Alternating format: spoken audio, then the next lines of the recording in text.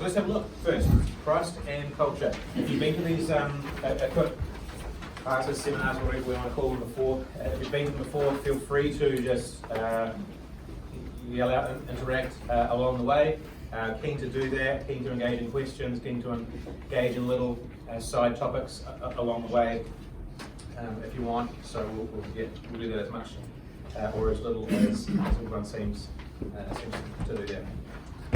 So, one of the first questions that we want to answer is this culture that's around us, the world that's around us. What's our role as a Christian to interact with that? So we've got Christ and culture. How does Christ interact with the culture, and therefore how do we interact with the culture? So if you're following through the notes there, I'm going to follow through the note as a general rule of thumb, if that makes sense. But the world it's a place of good, and the world is a place of beauty. I don't think we can go past that. God has created a creation which is good, and when we look out, we're so blessed to live in a place like New Zealand where we don't have to look too far to see God's beauty. It is just absolutely saturated all around us. And there is parts of our culture which reflect that in some really amazing ways. When you think of some of the notes mentions the genius of Leonardo da Vinci or Michelangelo in the Sistine Chapel, even the scientific discoveries of Einstein and Isaac Newton, some of the great things that man has created, the pyramids, Westminster, a beautiful kind of cathedral there, Sistine Chapel. Even when you look at, I was just looking at it, trying to find a picture for the office wall, and something wasn't going to cost too much, but just looking at even cityscapes. When you look across a cityscape and you realise actually that the architecture and the ability of mankind to reflect some of God's incredible creative power in these quite amazing cities. That when you realise the engineering that has had to have taken place to put those together. So phenomenal. So the world is a place of great beauty. The world is also a place of incredible evil. We also don't have to look too far to see that.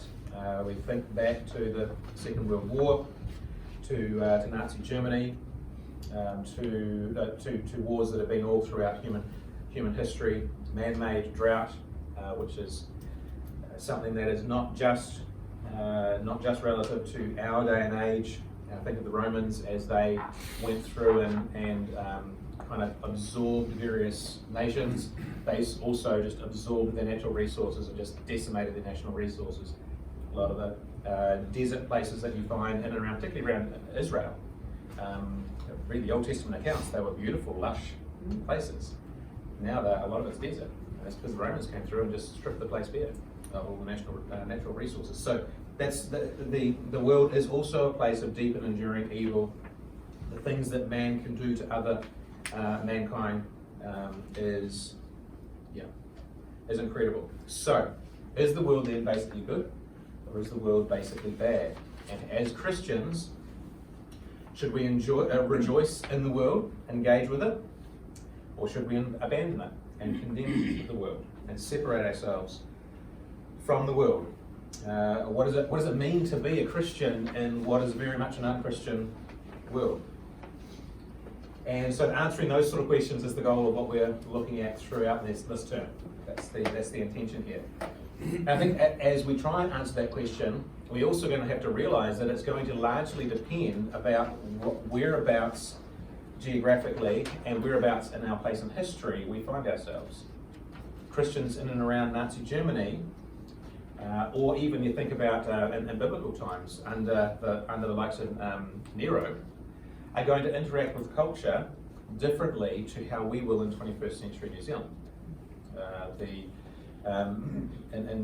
In the Roman culture of under Nero, Christians were being just slaughtered and killed, persecuted incredibly. Nero would light his garden at night by tying up Christians and setting them alight.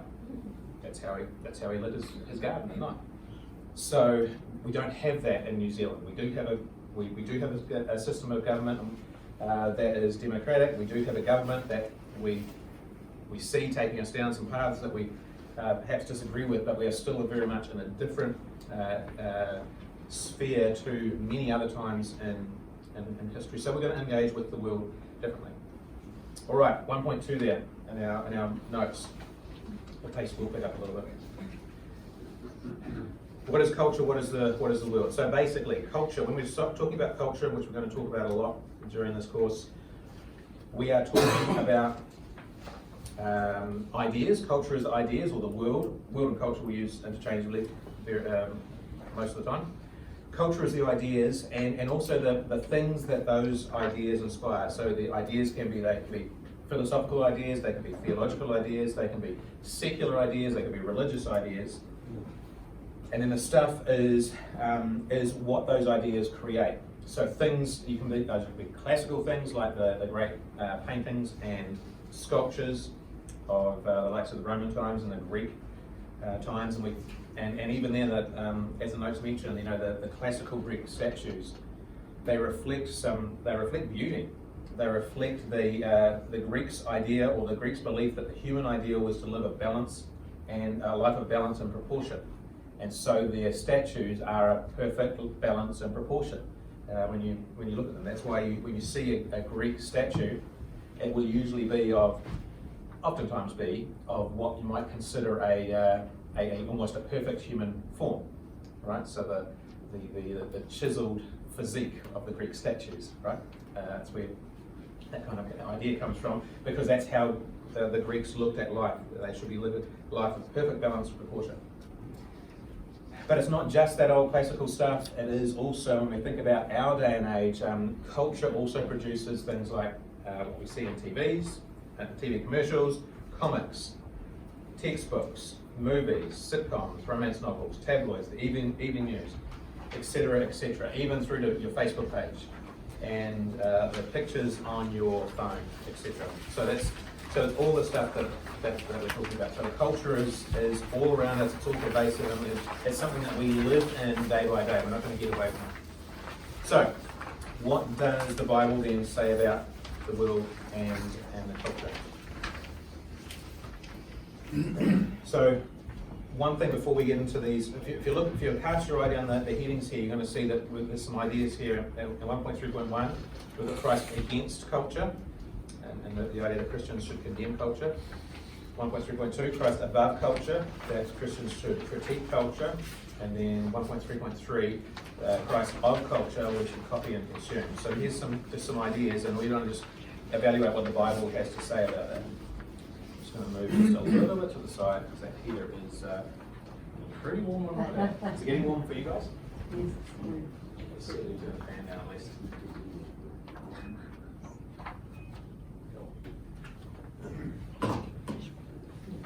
So what does the Bible say about the world and about culture? I think one of the key things that we need to remember is that God created the world good. Yeah, God created the world good, so He uses it for His good. Primarily, we as the human race broadly use it to sin. Tower of Babel would be the prime example there. In terms of the Tower of Babel was made using natural resources, whether it was wood, whether it was stone, etc. And those are things that are good and could have been used for good in the world. And of course, mankind used it to build this atrocity to try and essentially build his own way to heaven.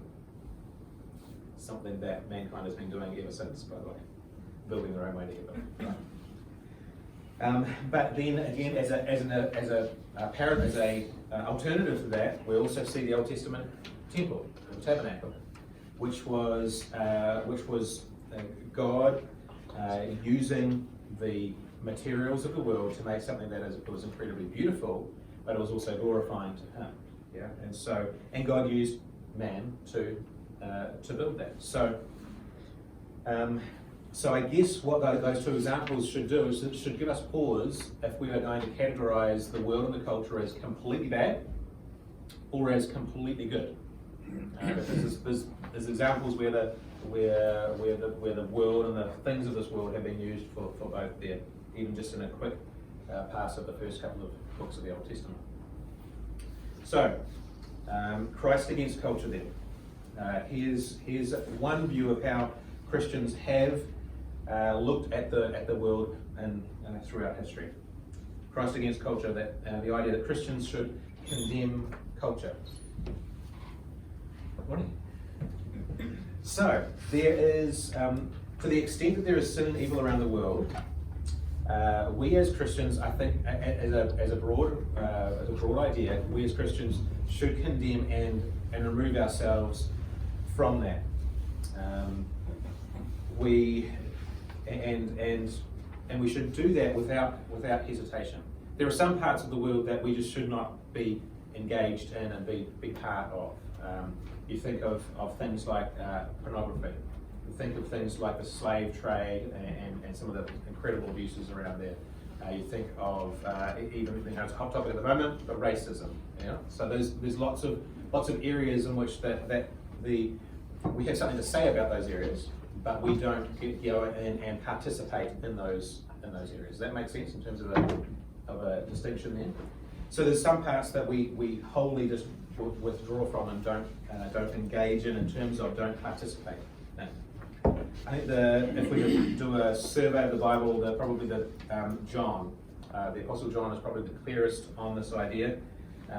He has, there's just a few bullet points at the end of page 3 there. He's full of references about hostilities that Christians will face in the world. And he also says in 1 John, do not love the world or anything in the world. If anyone loves the world, the love of the Father is not in him. So that's a clear message through the book of John, or through the author of John.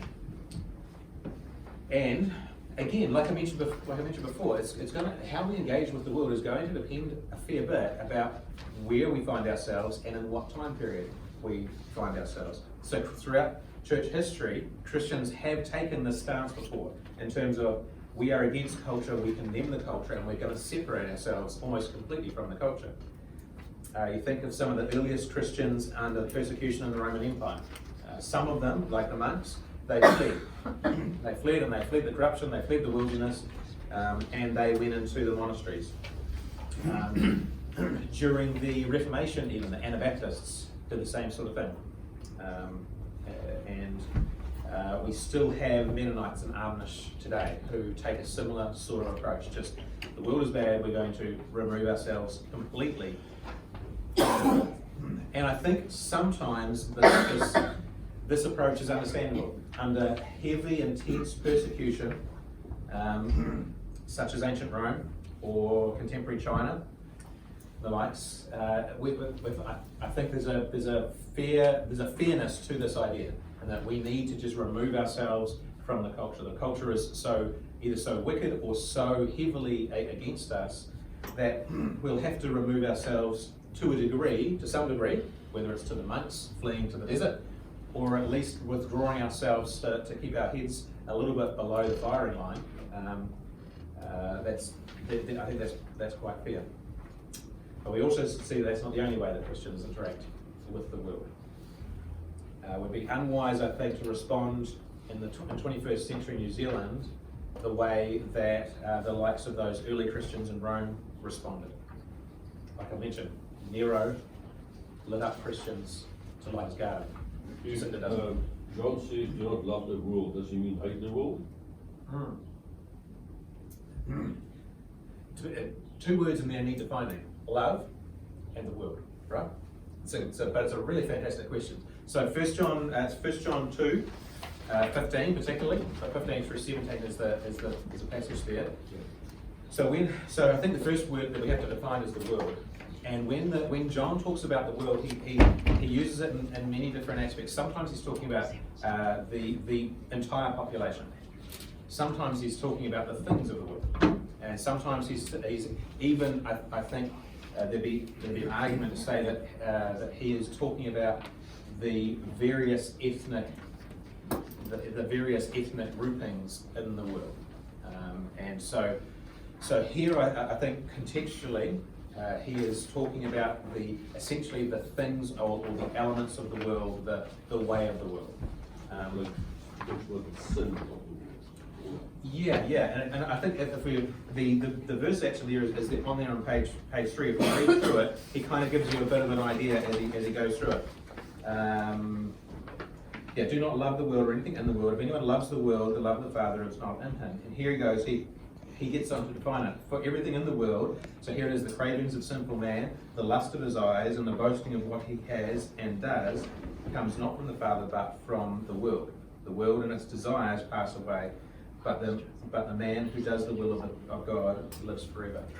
So when he's talking about the world there, he's talking about the things of the world that we put our eyes on, and our lust of our eyes desire those things. And note, I think there's a massive parallel between those couple of verses there and the Garden of Eden. Because what did Adam and Eve do? They had the cravings of sinful man with the lust of their eyes. They looked at the fruit and they thought, I want that fruit. Obviously the devil had talked to them about it. And the boasting of what he has and does. Well, they wanted to be able to be like God. They wanted to puff themselves up. They wanted to be able to boast that they are like God. It comes not from the Father, but from the world. It certainly didn't come from God, it came from the devil. I think there's probably just a careful observation that we need to make when we're talking about the culture in the world. John said it's not of the Father.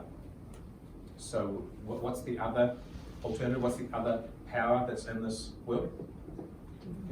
The devil, yeah, Satan. Yeah. So we just need to realise that as we are engaging in culture here,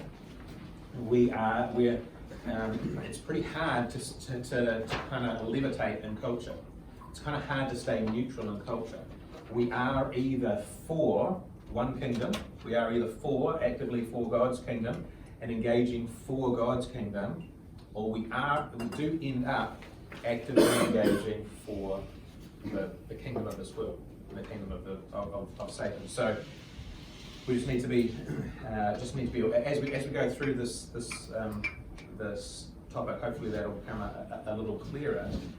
But I think in Western society, we feel like there's this kind of nice grey area in the middle. It's kind of neither explicitly Christian, neither explicitly bad.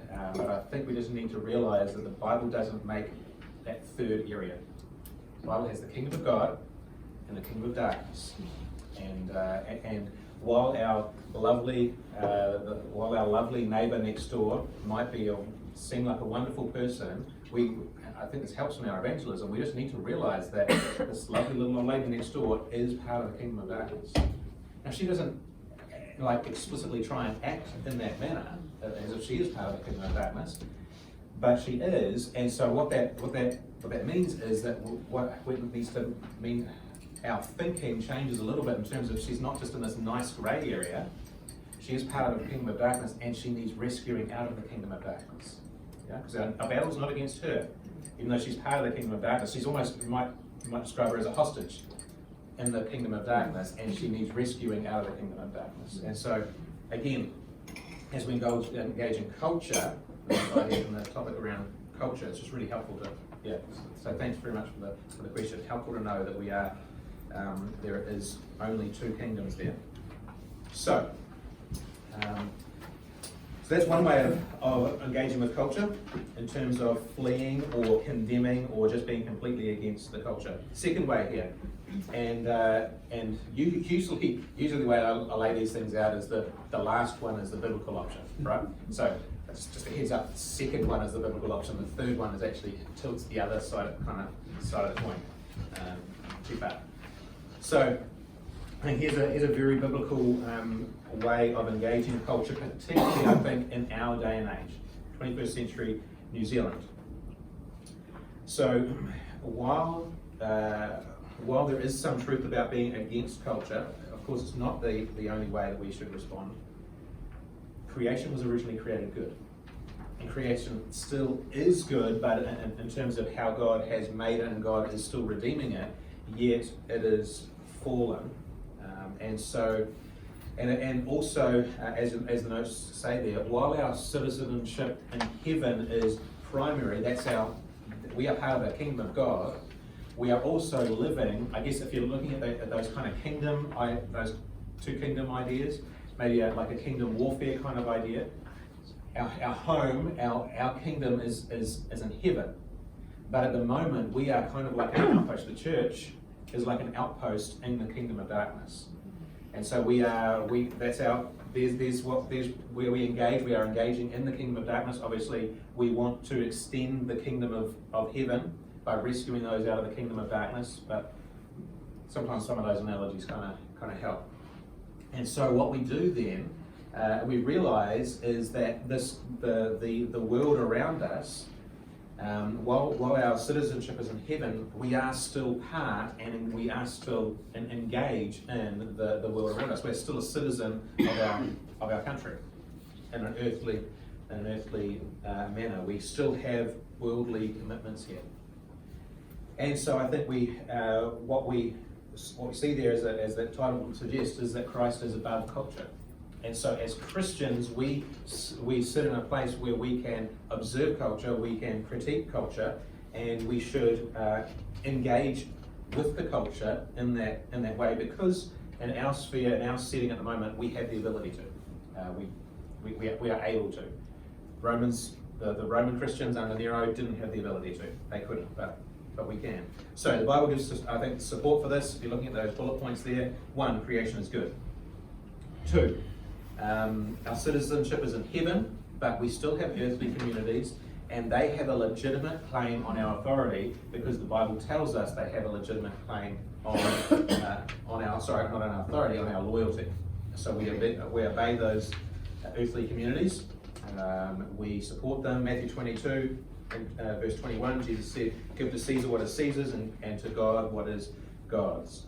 1 Peter 2:17, "Fear God and honour the king." Romans 13, 1-3 tells us that we are to submit to the earthly authorities around us. And then thirdly, the third bullet point there, the Jeremiah tells us that we are to seek the peace and prosperity of the city to which I have carried you into exile. Now, he was very much talking to the Israelites there, or the Jews that have been taken off into exile, into Babylon. But I think that applies to us as well. We are to seek the prosperity of the city, of the nation, of the area that we live in. That's a good thing for us to do as Christians, because when we think about it, we have the answers to human flourishing, don't we? If the society around us orders itself as God tells us to order itself, then we can have a massive impact in terms of seeking the flourishing of the city or the town or the nation around us. Well, all right. I've got a problem with that. If you seek the peace and prosperity of Babylon, you seek the peace and prosperity of evil, sinful nation. So you actually see a perpetuation of sin in that nation. Yeah. And yet Jeremiah, God told the Israelites through Jeremiah to do exactly that, and Daniel did exactly that. Joseph did exactly that when he was down in Egypt. Jonah had a funny journey. He didn't want to do that. He tried not to do that, didn't he? And yet he ended up doing that after an eventful time with the fish. So, yeah. But and I hear the tension, because we do live in we live in a time where we see our government doing many things that we as Christians would just abhor, right? And so I get the tension, and yet one of the ways we have to realize if you tune into the marriage thing, we talk about this a lot. We live in a fallen world, and we are not going to escape that fallenness. And so we got to realize that the world around us and the government around us is part of a fallen system, and it is going to operate in a fallen world. There are going to be evil people that are part of that system, and there will be people that might be quite moral, part of that system, and there is going to be a fallenness about that system. So we need to, in one sense, just realize that is the reality that we live in this side of heaven. And yet we're told to pray for those leaders. We're told to seek. Jeremiah tells us, told the Israelites at least, to seek the peace and prosperity of those places that we live in, because we We do not love the world as John was talking about it, but we do love the world as Jesus said in John 3:16, as God loves the world and desires to engage with the world and desires to win the world for the kingdom of God. And one of the ways we can do that, one of the ways that Daniel did that, was to engage with the world and seek the thank you. That's your part. Thank you. And to seek the good of the world around us. Have a seat there, Tom. Cool. We still have a voice though. And- So you yeah. have to add that too, I think. Yes. And you're leaving that out. So we are the light of this world. And we need to shine. And if we don't shine, and if you run around with an anti-oil lamp, there's nothing happening. So we have a purpose. Yeah. So you should add that as well to that, Yeah, to and I that think- whole thing we're explaining now. Yeah, and I think that's exactly what Jeremiah was getting at. And Daniel did exactly that, didn't he? He had a massive voice in the government. He had incredible influence in the government. Joseph ended up having an incredible voice in the government as to the extent that God allowed them to in their system of government. Now we do have the ability in 21st century democracy in New Zealand have a significant voice, both an individual voice in our vote, but also we have the ability through the means that are available to us to promote certain things in media, social media, etc. We have the ability to engage one-on-one in those areas around the nation as well, and to have a voice. So yeah, appreciate it. Thanks, Francis. It's important to do because Jeremiah told the Israelites exactly to do that and to seek the good of those. And yeah, like I said, we've got the answers. God has the answers to human flourishing. So let's try and help our fellow man around us by doing that. All right, a third option then, the Christ of culture, and that is to copy and consume. So some have in the past, some even still today, have looked to engage the culture in a different way. And I think generally the idea has been with good intention. The idea has been that and probably an over-realized ability to have all the answers for the culture. And we do have all the answers for the culture, but an over-realized kind of idea of how much influence we can have in a fallen world. And so some have argued that the human culture is the primary means through which God reveals himself and the primary means through which we serve him.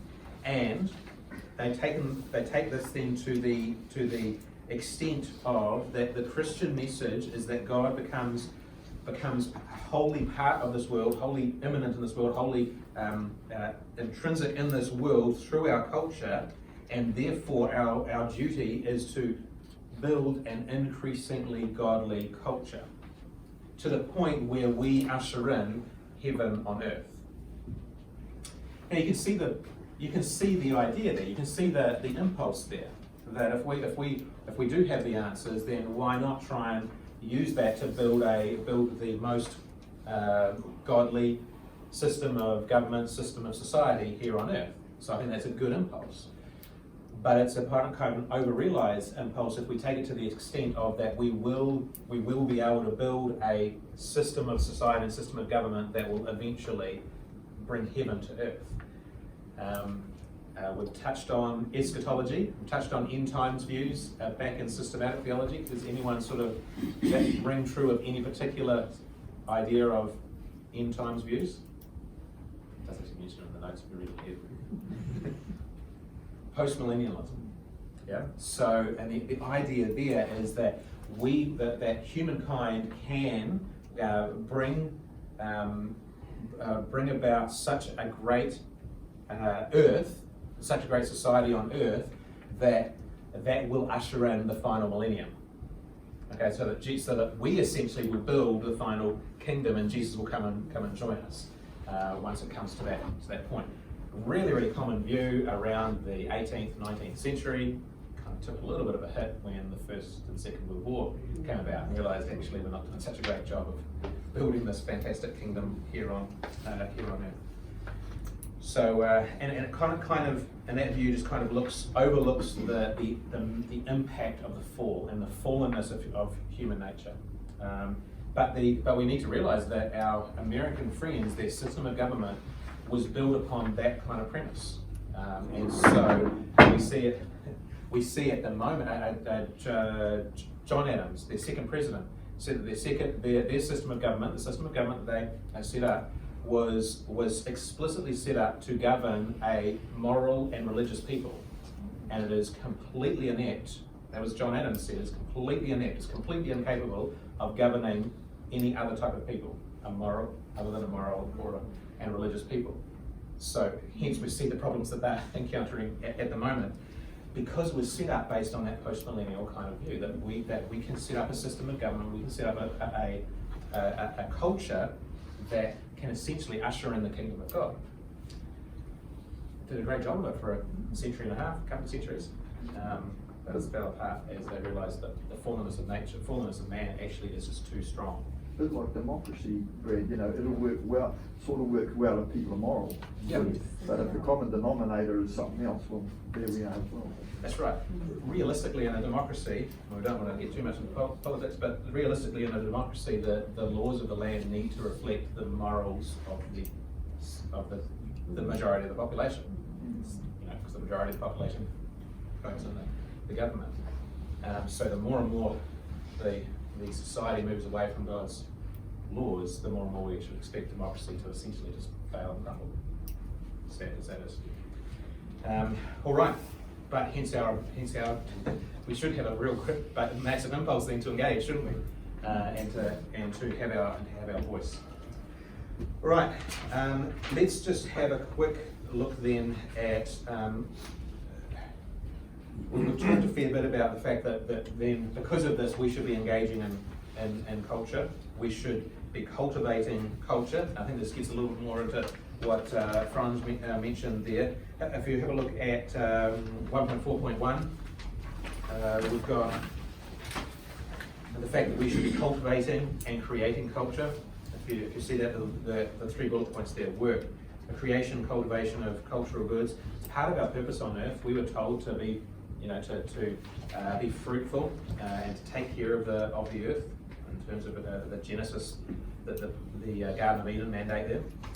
Solomon commends work many times in Ecclesiastes, and of course cultural artifacts and even just the culture around us, that what the things that we build, they demonstrate the glory of God and His creative ability that we share to some degree. So we've talked a bit about that. So just as we finish up here, I'm just going to roll through these last things. 11 biblical theses on culture. Sorry, is anyone that doesn't have a book? Sorry, I think we are out. It's 30. Book is going out. Yes, Sam, you want? Thanks. So this is page 6. Just as we finish up here. 11 biblical theses on culture. 1, God created the world and it was good. Okay, so that's our starting point. 2, part of God's initial charge to humanity was to create and to cultivate. That was the mandate that we were given in the Garden of Eden. And I don't think that mandate has disappeared. I think we need to have a good theology of work. And that the things that we work and we put our hands to every day of life, they are good.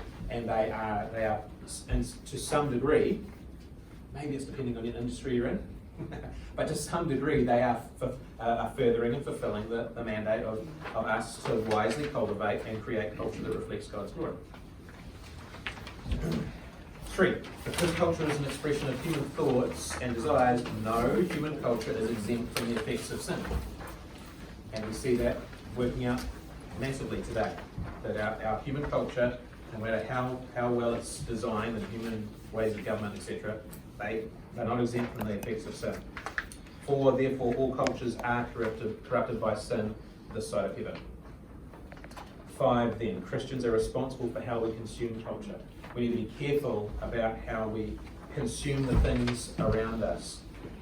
Philippians 4:8 is a good verse around this. Finally, brothers, whatever is true, whatever is honourable, whatever is just, whatever is pure, whatever is lovely, whatever is commendable, if there's any excellence, if there's anything worthy of praise, think about these things.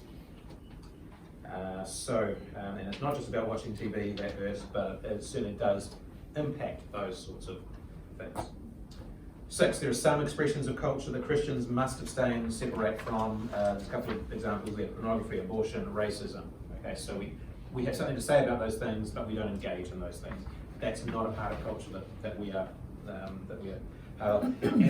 and those are some really obvious ones. Then there gets some ones that are just a little more harder to sometimes delineate as to which ones we should engage and which ones we shouldn't, and hence we need to have a really clear worldview there.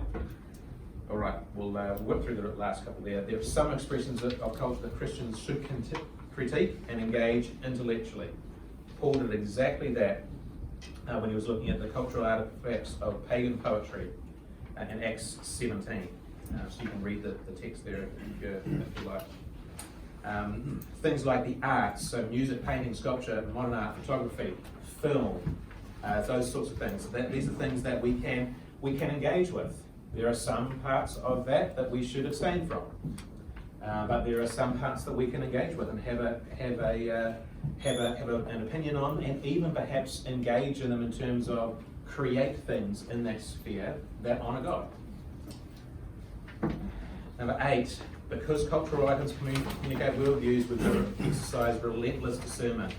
1 Thessalonians 5:21 is mentioned there. Test everything, hold fast to what is good. I think Colossians 2:8 is really, really important there as well. Just don't be fooled by the various human philosophies around us.